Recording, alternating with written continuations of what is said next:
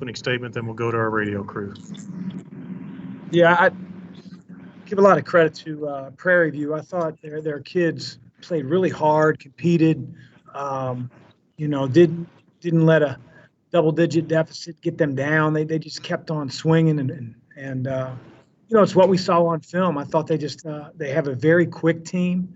They play really hard, a little frenetic at times. I thought the one positive thing that we did was kept our turnovers to 11, which, at one point early in the game, we already had 6. So to go like the last 32 minutes or so with just 5 turnovers was a positive. A lot of negatives too. We got a lot of young players that sometimes have to learn lessons the hard way, and just sort of sense before the game that our readiness wasn't what it needed to be, and that's on all of us, coaches, players that are playing, players that are hurt, all of us. And so we're shorthanded, and so there's a little fatigue factor, but the body will do what the mind tells it, and sometimes our mind drifts because we're a little too young, and can't learn on the bench. Unfortunately, you have to learn the lessons sometimes on the floor. But be that as it may, we're happy that we won, and we know we have an incredible opponent with a lot of talent coming in on Tuesday. Chris, you talked about the mental side of it. Was it just that simple in terms of getting their heads right? Because the game turned completely around.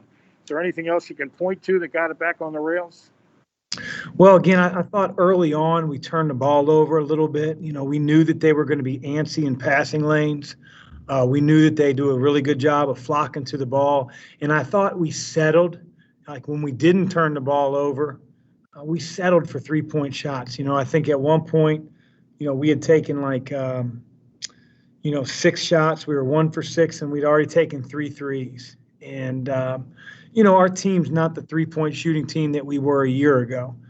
So we got to be able to get the ball in the paint. You look at the second half, and we were in the bonus in the first 4 minutes of the second half. And that's because we were trying to pound it in the lane. We took our time. And the game changes when you get a team in foul trouble. And although I think we could have taken advantage of even more than we did, we still shot 21 free throws in the second half. So settling down on offense, not settling for threes, not turning the ball over, probably changed the game a little bit. I don't think that we were great defensively really the entire game, but give their kids some credit. Let's talk specifically about a couple of individual guys. Easily, I think, David Johnson's best game. You put the ball in his hands more. You were posting him up some. I saw that by design. Was that a conscious decision going into the game or just as the game evolved? Well, they were making Carlik's touches pretty tough. That's the luxury, Bob, of having 2 guys that are really good with the ball.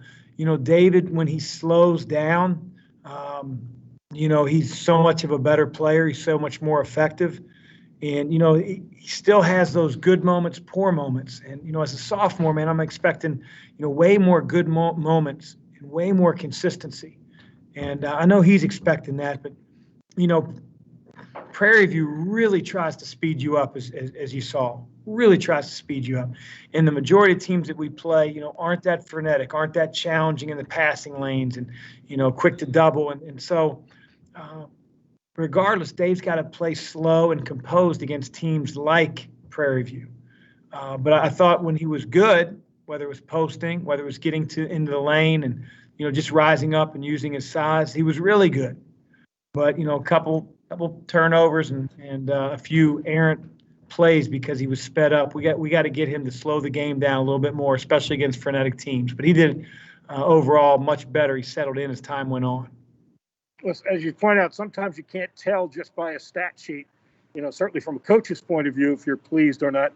Were you pleased with Jalen Withers? Because he certainly put an impressive stat line up there. What'd you make of his play? Did a really good job, Bob, of finishing around the basket. Whether it was on dump-offs, he was around the rim, did a really good job of catching passes in traffic and finishing. He ends up going to the line, free throw line 5 times. And, much more engaged and much more ready on the offensive end.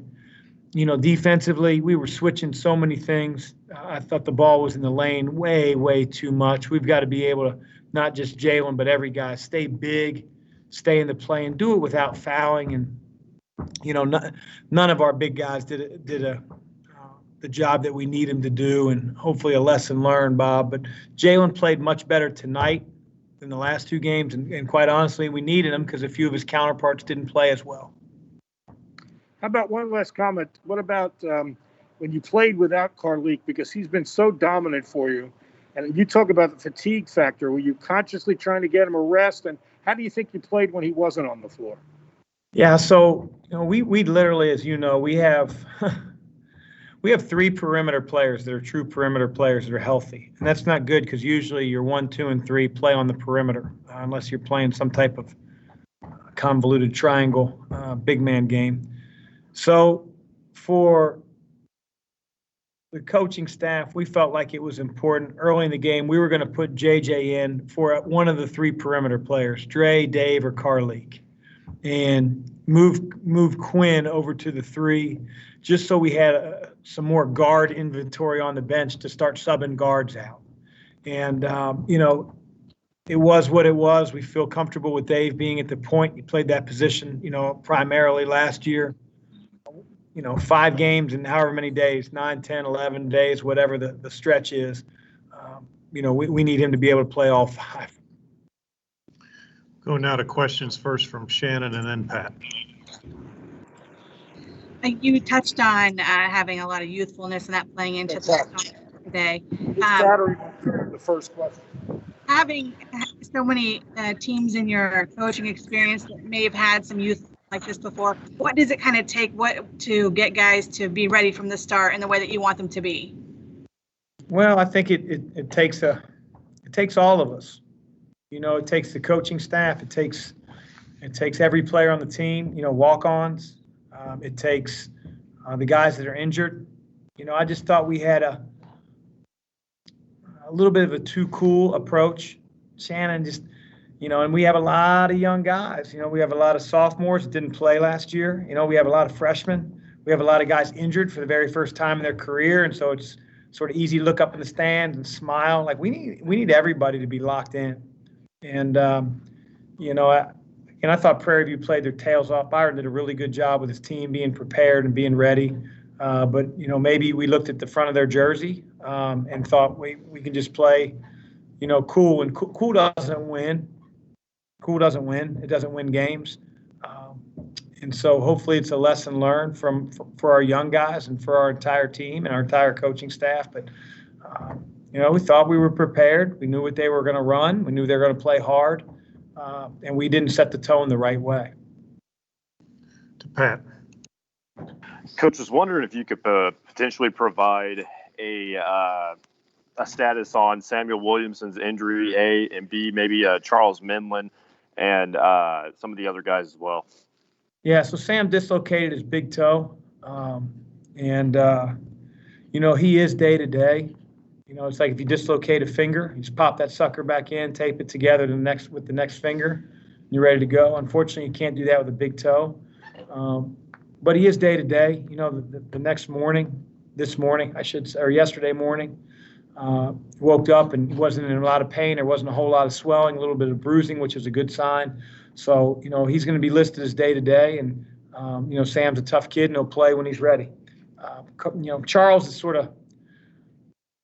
he's too far away for me to say, hey, we're expecting him, any game now. The original diagnosis, I don't know when he was injured, the exact date, but we said 6 weeks from then, and that was a minimum. So we'll see where he is when that timeline comes up. But, obviously won't play in the bubble, and as we get further into December, we'll worry about when Charles comes back.